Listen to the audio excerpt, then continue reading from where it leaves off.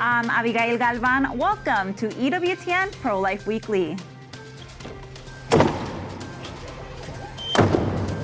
The doors of the Sistine Chapel close as the conclave begins in the Vatican. We look at the pro-life concerns growing around the world that our next pope will face. Late abortions nationally are about 1% of all abortions, but in the state of Colorado, it's almost 4% of all abortions. A hotbed for late-term abortions sees one Dudley clinic close its doors. It is one of several across the U.S. shutting down. And I told her, I help save babies from abortion. How faith helps bolster those on the front lines of the pro-life fight. 3 activists who pray and counsel outside abortion clinics share their stories.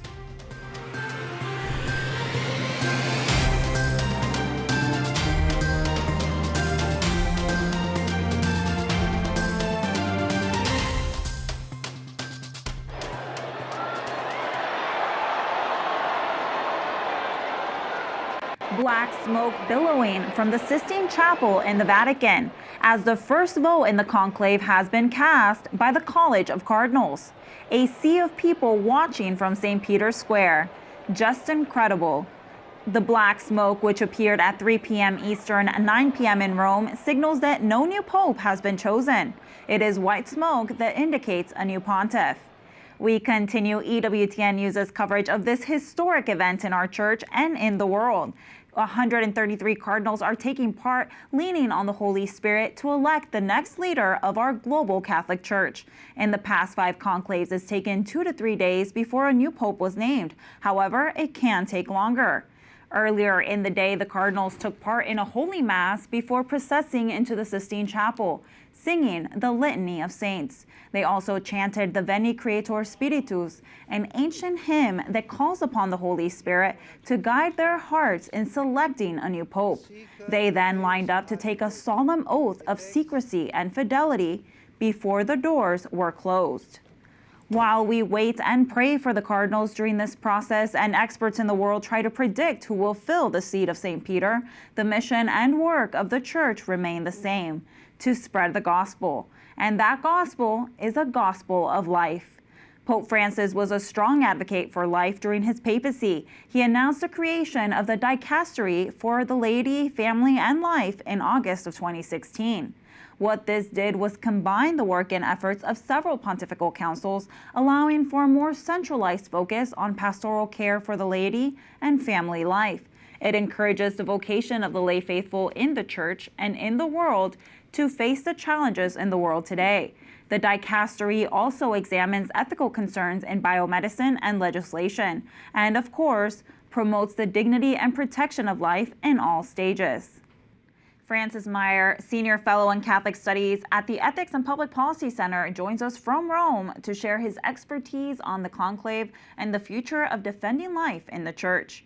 Pope Francis was outspoken about life issues, condemning assisted suicide, likening abortion to the act of a hitman in the mafia. He called for a ban of surrogacy and highlighted the throwaway culture of in vitro fertilization. Fran, quickly, could you weigh in on the former Pope's defense of life? Oh, I think he was extraordinary in that field. I mean, he spoke very frequently about pro-life issues. Of course, the media didn't cover it. But the fact is that in our family, we have 3 of our grandchildren have disabilities that are fairly serious, and we have a son with Down syndrome, another son who's adopted. And one of the things that really struck me about the way that he led was the tenderness that he showed to the disabled, which I suspect was a subset of his concern for the poor as well. So he really was quite extraordinary, but nobody knows, or not enough people know, if they are simply not told about it. And the mainstream media were terrible in covering that particular issue. And all of these issues are very big life issues. We're seeing medically assisted suicide being adopted by more and more countries. We're also seeing an alarming prevalence of the abortion pill. How do you think these issues need to be targeted by our next pope, and which of these do you believe is the most imminent? Well, I think the most imminent depends on the culture and the country that you're talking about. The abortion pill is very prominent here. But so are the other issues that you mentioned. I think the Pope would do very well to emulate what John Paul II did in terms of his first his first encyclical, which was Redemptor Hominis, which gave a kind of an organic understanding of the dignity of the human person. And then everything that John Paul did after that, every single encyclical was building on that basis. So, and of course, that ended in Evangelium Vitae. But that's my recommendation to the next pope, that he starts with a vision of the theology of the body and who the human person is, that then will lead to an organic kind of development of his thought on these issues. That's a really strong foundation. And what do you think we need to help support families and the laity as the church moves into this next chapter? Oh I think certainly better catechesis. I think priests should actually be, in a respectful way, more demanding on people to be honest in their faith, because a lot of us live our faith in a lukewarm fashion. It's very easy to be a Christian in America, despite some of the problems we're having now. And I think an honest faith kind of tracks very closely with what Ratzinger said, which is that it's going to be more difficult to be Christian in the future, and we need to prepare for that now by really making an effort to practice. If we do that, it'll have a natural effect on family life, on the way that we raise our children. Catechesis would certainly help, but I think this is a place where priests can lead and form their people to be more honest in their faith. Now, we just wrapped up the Jubilee of Teens. How does the church and the dicastery for the laity, family, and life need to foster young Catholics to face the world's challenges? Oh, I think one of the wonderful things that's happening, you see this in Christ in the City, that program, and in just endless mission trips that are real mission trips and not just sort of vacations. I think the more that younger people go and see the world and the examples of persecution and poverty and the work that the church is doing there, it really has a very powerful catechetical effect on them. So if you can't send your children, to Uganda or Rwanda, I really do recommend a program like Christ in the City for young adults and college students, because it's an expression of Christian charity that Pope Francis would certainly have appreciated, and it's also an education in what it really means to be a Christian. And that's an important thing in American culture, because in some ways we're the most materialist culture in history, and it's a constant catechesis and the acquisition of things, when the Christian faith is about something entirely different. Indeed. Fran, thank you so much for joining us today. Oh, I was delighted to be here. Thank you. EWTN has continuing coverage of the conclave starting at 9 a.m. Rome time, 3 a.m. Eastern. Be sure to tune in for daily live broadcasts direct from Rome, diving into every angle of this historic event.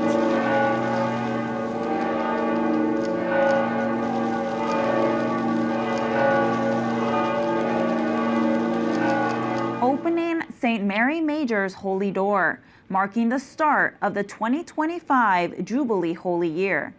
A Jubilee year is filled with reconciliation, pilgrimages, discussions, and workshops to help Catholics all around the world grow stronger in their vocation and faith. With the recent passing of Pope Francis, the Jubilee celebrations have changed slightly to honor the Holy Father. The Church has already held several Jubilee celebrations at the Vatican, like the Jubilee of the World of Communications, Armed Forces, Police and Security Personnel, Missionaries of Mercy, and many more on the way. The Jubilee of Entrepreneurs provides a platform to business leaders and innovators for reflection, spiritual renewal, and the sharing of ethical practices in business that align with Church teaching.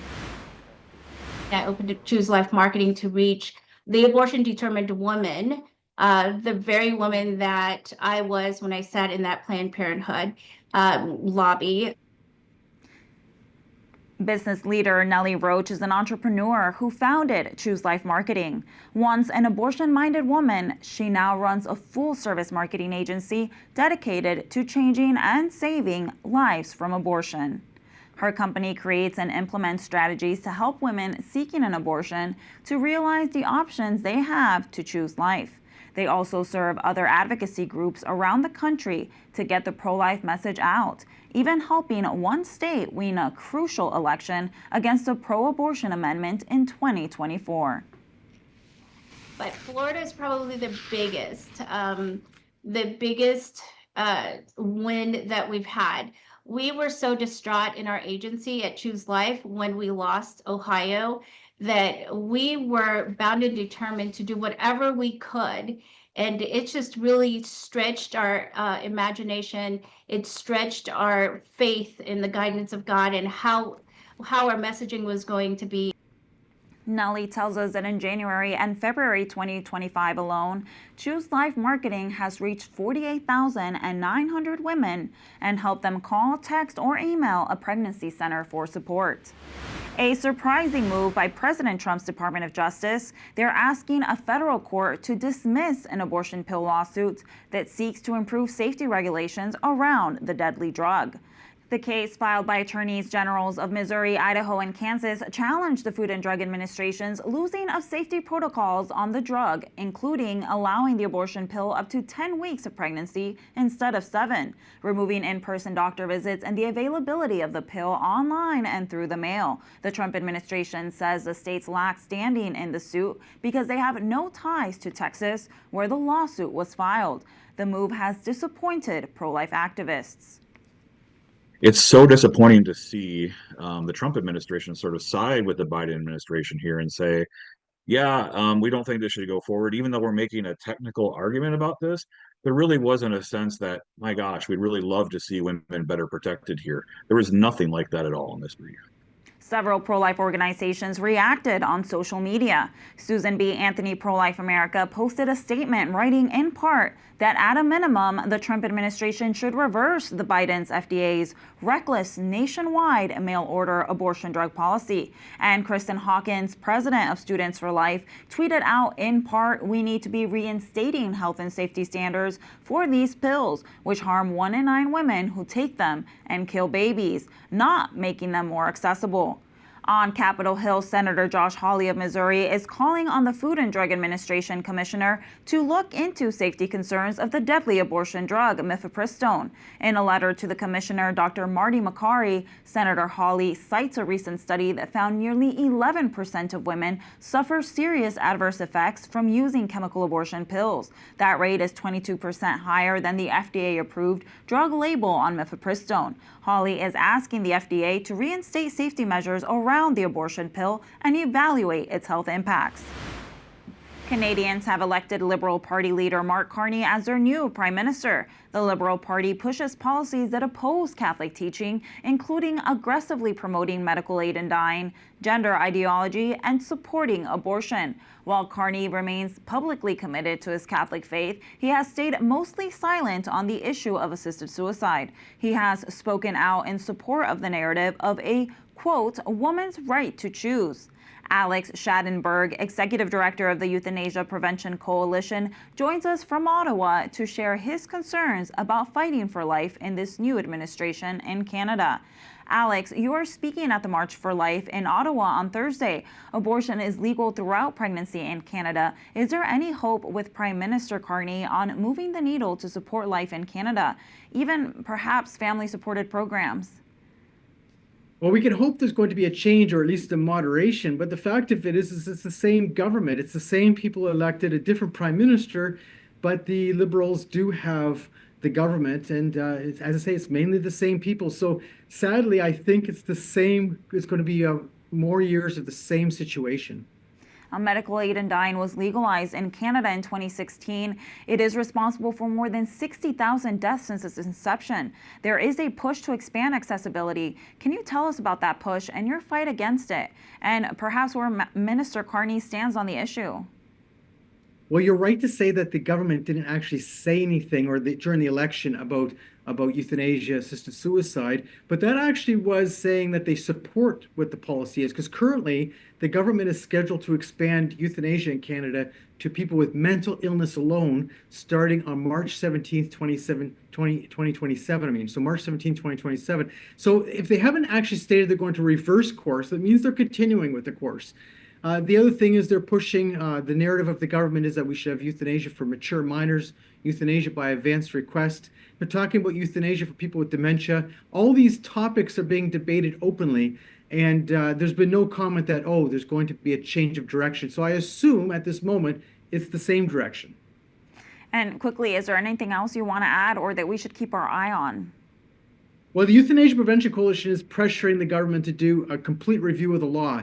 The original bill that legalized euthanasia required a complete review of the law to start in 2020, and it never happened. They've just never done that. The fact is that recently the United Nations disability arm has said that the Canadian euthanasia law must be changed, that we need to stop doing euthanasia for people who are people with disabilities, who aren't dying, who aren't terminally ill. They've urged the government to make a change, and we've been saying you need to do a complete review of this law. Well, Alex, we'll be keeping you in our prayers. Thank you so much. Again, the Ottawa March for Life is Thursday. We'll bring you an exclusive look at the march in Canada next week. Good news in several states across the U.S., the closure of abortion clinics. We start in Utah where 2 Planned Parenthood clinics, one in Logan and another in St. George, have shut their doors. They blame the Trump administration's freeze on federal funding. Planned Parenthood of Utah receives $2.8 million in funding through Title X family planning and is the only recipient of that funding. Title X does not cover abortions. There are still 6 Planned Parenthood centers open in Utah. In Michigan, 3 Planned Parenthoods have closed in Jackson, Petoskey, and Marquette, and 2 more consolidated into one in Ann Arbor. They too are blaming the freeze on federal funding. Michigan has no gestational limits on abortion. And in Colorado, a late-term abortion doctor is closing his facility after 50 years. Dr. Warren Hearn, who wrote about dismembering babies in his book, Abortion Practice, says a lack of funds and his age, he is 86, are the reasons why he is shutting his door. Dr. Hearn's cost sheet for abortion was based off of a baby's head circumference, and it went up to over $30,000. That's a grotesque picture of what late-term abortion looks like in the state of Colorado. And he has many proteges that are starting to crop up across the state, including Dr. Benedict Landgren, who just recently, in an argument on X, stated that we need to, quote unquote, stop stigmatizing late abortion because many women have abortions late trimesters for all kinds of reasons, regardless of fetal anomalies or women's health. Late-term abortions in Colorado account for 4% of abortions. In the rest of the country, they account for about 1% of all abortions. The governor of Colorado recently signed a bill into law that allocates a minimum of $1.5 million annually for state taxpayer-funded abortion. The fiscal note actually stated quite grotesquely that this is going to be cost positive for the state because of quote unquote averted births, that abortions are cheaper than Medicaid covered births. So the state will actually not lose money when it comes to publicly funded abortion. The law becomes fully enacted next year. The New York State Assembly passed a Medical Aid in Dying Act several days ago. If passed into law, it would allow mentally competent, terminally ill patients over the age of 18 to self-administer life-ending medication. Timothy Cardinal Dolan is calling the bill a, quote, disaster waiting to happen. In a statement released Tuesday, the Archbishop of the Archdiocese of New York said, "For people of faith who believe in the sanctity of life from conception to natural death, the very idea of having a doctor give you a prescription to end your life prematurely is contrary to everything we cherish." The bill next goes to the Senate. The U.S. Department of Health and Human Services is calling for behavior therapy, not so-called gender-affirming healthcare, when treating transgender youth. Dr. Jay Bhattacharya, the director of the National Institute of Health, said our duty is to protect our nation's children, not expose them to unproven and irreversible medical interventions. We must follow the gold standard of science, not activist agendas, unquote. In a recently released report, the agency raises concerns about medical interventions such as puberty blockers, cross-sex hormones, and surgeries that attempt to transition children and adolescents away from their biological sex. The report highlights these interventions can carry serious risks of significant harm, including infertility, sexual dysfunction, cardiovascular disease, and many other risks. This report comes in response to an executive order President Trump signed just days into his second term, saying the federal government could not support gender transitions for anyone under the age of 19. Coming up, keeping the faith amid adversity, how some pro-lifers have continued to fight for life outside abortion clinics by trusting God, and how the Sisters of Life honored their founder in New York City. We take you there.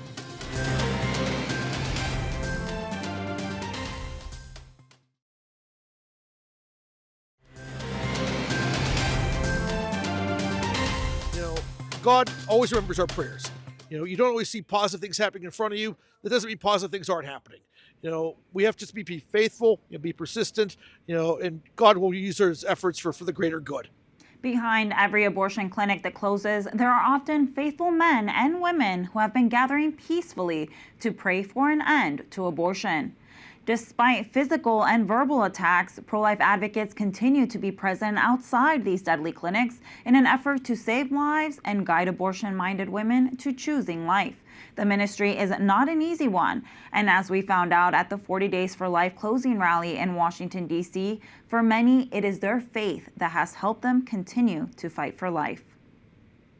I was in a really dark place, to be honest, and I stopped going to Mass, and I stopped praying. Lauren Handy shares how her faith was shaken after she and other pro-life activists intercepted a box containing 115 aborted children outside an abortion clinic in Washington, D.C. in 2022. And I couldn't touch church, I couldn't touch religion, it was too painful. After serving 17 months of a nearly 5-year federal prison sentence for a nonviolent rescue at an abortion facility, Handy is now free because of President Trump's pro-life pardons.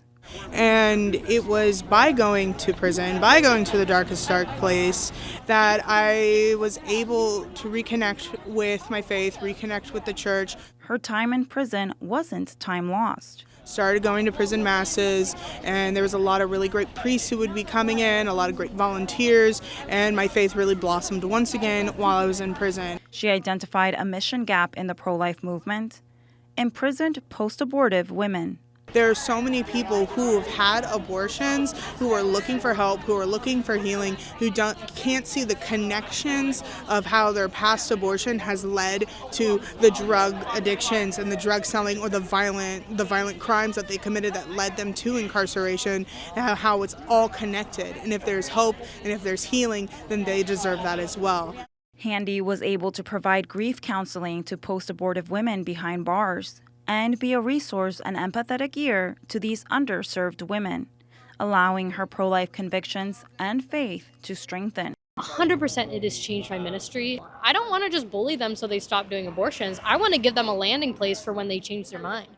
Kristen Turner, the D.C. Regional Director of Survivors of the Abortion Holocaust, says her Catholic faith transformed her. After conducting sidewalk counseling for 4 years, Catholicism changed the way she approaches her work. I would, get in arguments with people on the street, and there was just a lot of anger and hatred in my heart, even though I was fighting for the right people. Her conversion allowed her to unlock a level of empathy and gentleness that was more effective in changing hearts and minds. After converting to Catholicism, after spending a year in prayer and contemplation on my own, kind of taking a step back, once I came back, I really feel that it's just been a 180. Praying, being kind to the people out here, and really seeing them move more. It's probably the important issue in our country right now, and I feel like I have to be doing something to help save lives. The Catholic faith is what helps a longtime sidewalk counselor, Mike Griven, continue his work, even after suffering an assault several years ago. It was in 2018. I was chalking out on the sidewalk pro-life messages, and a guy came by and started erasing what I was chalking, and then he eventually stole the bag of chalk I had. And we interacted, and it culminated in him throwing me to the ground and punching me. And honestly, came back the next Saturday, and the great thing was I had a lot of my friends showed up and showed solidarity. Gribbin says his faith motivates him to advocate for the unborn. His message to women out there? You're so valued, and you're valued as a woman, and you're valued in the womb. May 3rd marked the 25th anniversary of John Cardinal O'Connor's death. As the Archbishop of New York, O'Connor founded the religious order dedicated to protecting and enhancing human life. That order, the Sisters of Life.